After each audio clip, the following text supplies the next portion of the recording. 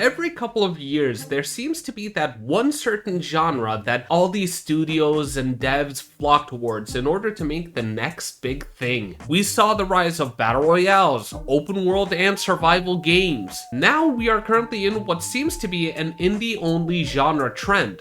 Multiplayer horror. In the world of multiplayer horror, we have seen many different mixes of teamwork, tension, and terrifying encounters. So what do we have in store today? Well, enter R.E.P.O, an indie co-op horror game made by game dev Semi-Work. Takes a formula that we have been seeing more and more of these days, but it adds its own unique spin: physics. The game was released on February 26, 2025, and this game currently has taken the world by storm. Let's look into that, shall we? The game R.E.P.O has you going into haunted and abandoned places, collecting valuable items to send back to the taxman to get money in order to buy new items for your next run. In its current state, the game has 3 worlds: Headman Manor, Mechanic Station, Swift Broom Academy. Don't worry too much because all the worlds are randomly generated. They just have those certain aesthetics to them. Keeps it fresh every single time you do a new run. 19 enemies, but I don't want to mention all of them, so I'll mention only the notable ones in my opinion. Gnomes that spawn in groups of 4 and they're very annoying. Robe, which is a terrifying, quiet, and fast monster. And the Huntsman, who is a blind person holding a shotgun, so they depend on audio cues. Any sound you make will have his attention. That also includes enemies making noises,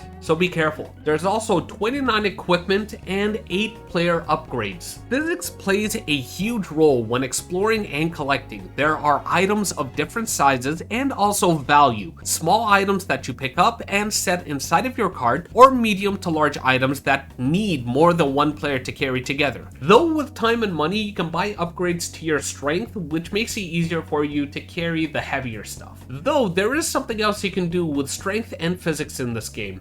Kill. What I love about R.E.P.O is the fact that you can actually fight back. You can fight defensively with different kinds of mines, or offensively with grenades, melee weapons, guns and physics, or even improvised weaponry. Yes, the stuff that you collect that have value to them, you can use those things to beat up the monsters, which is kind of like a return on investment. So like if you beat a monster with, let's say, a item of value of 2,500, you can get an item from that monster that's worth 5,000. So like, hey, that's a 2,500 increase. Another thing that I really like is if you're playing with your friends and you end up dying, which, let's be honest, it's gonna happen a lot, your buddies can actually revive you. All they have to do is take your head to where they extract the items and you're back. It's either that or successfully escape from the level, so that works too. When looking at the atmosphere and the horror elements, you should understand that this is a horror game when you look at the setting, atmosphere, ambiance of the levels. But at the same time, it is a goofy game when you look at the player characters, the physics, and your friends. I can only classify this game as a horror game in the same vein as how the Evil Dead 2 movie is a horror movie. The comedy is there to ease the tension, or depending on your friend group, increases it. Are you fucking kidding me? Are you fucking kidding me?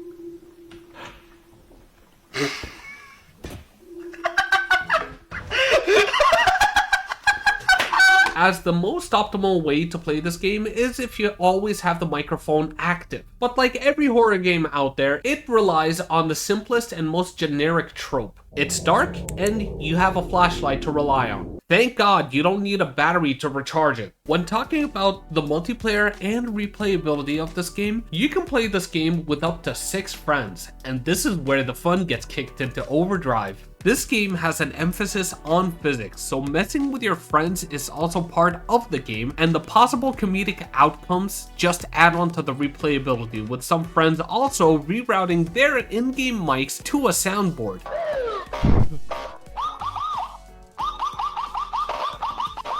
Or just using the built-in TTS.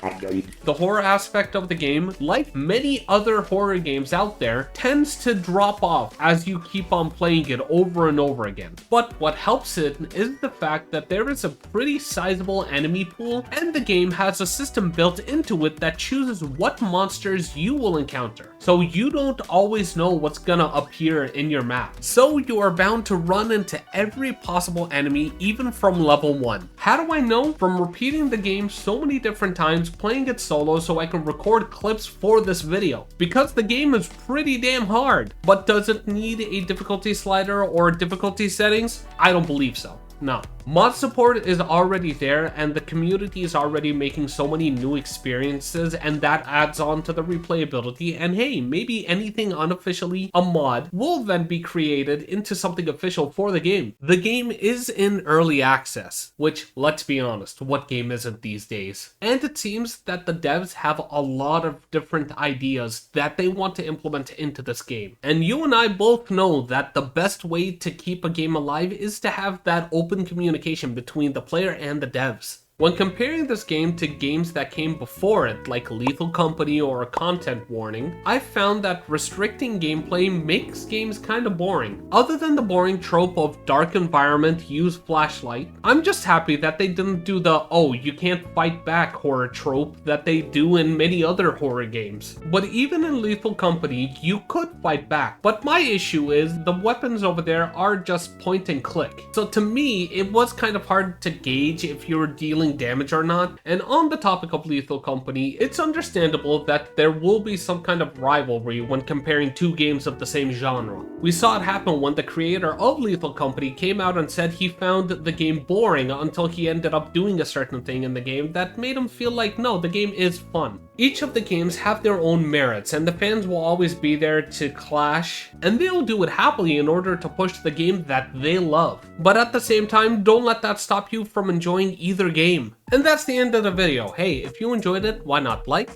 subscribe, and tell me in the comment section below, did you try R.E.P.O out? And how was your experience? And if you didn't, hey, I'm not gonna tell you not to dislike it, you can go right ahead.